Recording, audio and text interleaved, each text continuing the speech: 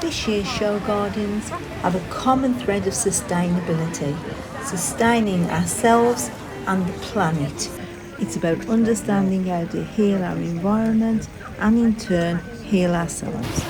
I'm going to show you just a few of the gardens, but come on and we'll have a look. Before we look at this first garden, here we just get a glimpse of this artisan woodworker who uses natural resources to make fences and supports that are environmentally friendly. Here he's made fence posts and single barrier fencing from branches and twine, which is beautiful and of course at one with nature. Now this garden, the Nectary, focuses on sustainability through integration of all of nature. It's inspired by bees, and there are actually beehives in this garden, and there we can see the beekeeper. All the flowering plants are nectar rich, UK grown, and are wildlife friendly. Oh, in the background, can you see those woven hazel plant supports? They're so beautiful and of course environmentally friendly. The arch is quite a quirky feature with its wicker bee on top and its stained glass honeycomb infills. The copper bowl water feature there not only looks pretty, but copper has antimicrobial effects, so might be a bit less prone to contamination. Here you can just get a closer look at those beautiful plant supports again.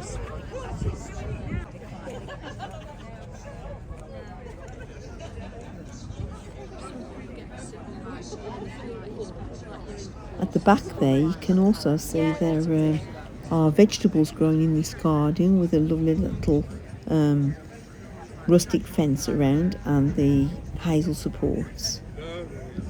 Right, just going to have a little walk around the side and the back of the garden now to have a look at one of the beehives, because bees are a vital part of our ecosystem. Their role as pollinators are essential for food production and biodiversity and needed for producing a large percentage of our crops. The honey they produce has been used for centuries as a remedy for lots of ailments and still is. As a nurse, honey dressings are invaluable to me. They reduce infection in wounds, they help heal burns, they are gentle on the skin and promote healing. Nourishing the Soul is inspired by Marie Curie Hospice Garden in Solihull, and this calming space has a scent of lavender, bees humming, and evokes a sense of calm. It offers a place to sit and reflect and has a prayer bowl for visitors to offer their prayers and thoughts into the cleansing water. It seems appropriate here to follow on with Beth's Sunflower Charity Garden. It's inspired by a young lady who loved sunflowers and passed away due to a blood-borne cancer. Her mum set up this charity in her name, and they raise lots of money for cancer research, particularly blood cancers. A beautiful sunflower fountain with its pebble pool, it symbolises life's enduring cycle. And of course sunflowers just seem so appropriate because they're a symbol of hope and resilience.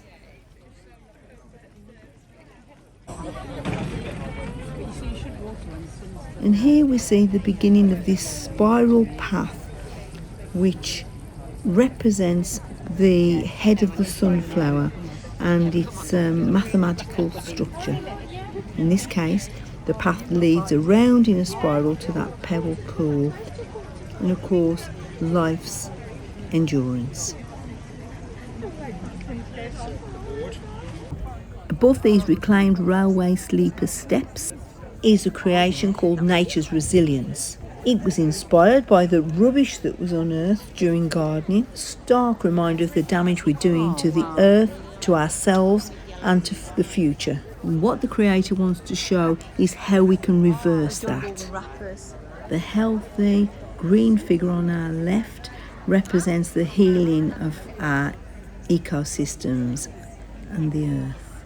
And behind it we have the insect homes, the little logs and things they can live in, to help children to connect to the natural world and the importance insects have in our ecosystem, so they're not afraid of them. And you see the figure on the right is made up of sweet wrappers and other wrappers recycled. See behind this figure with all the litter is barren ground. It's dry with very few plants. But there, in between these two scenarios, we have the path back, the reconnection. I must confess, initially I was just enthralled by these two sculptures because I have a similar wire sculpture in my garden that I created.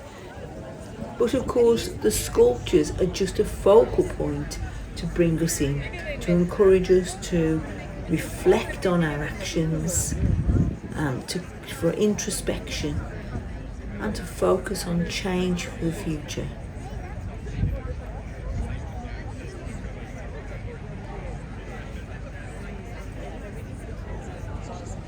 Bottles outlining the path. I don't know whether you've noticed the red poppies interspersed throughout, but poppies are a symbol of hope and rebirth for a peaceful future.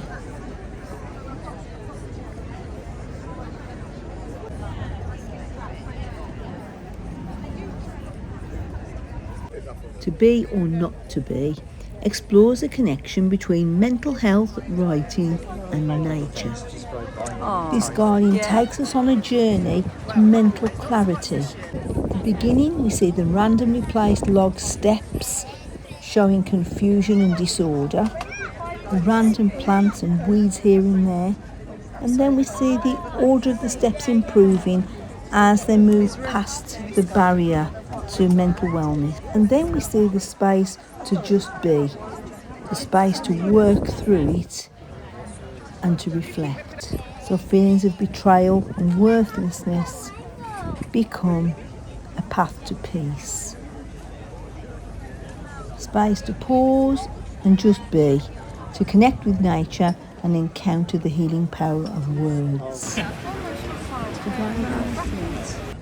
In the ways of peace.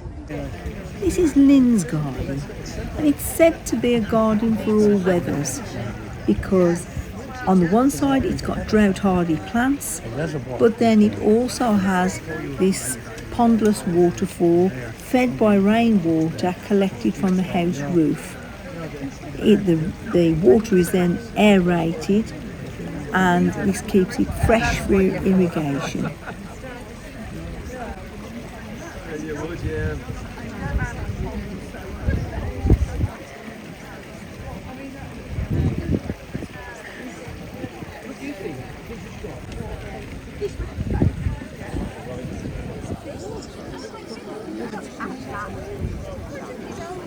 Oh, that is so Just finish off with a quick glimpse of QVC's reflective retreat garden with its glass water feature and its rain garden. I hope you've enjoyed our little visit to the gardens today and hope to see you soon.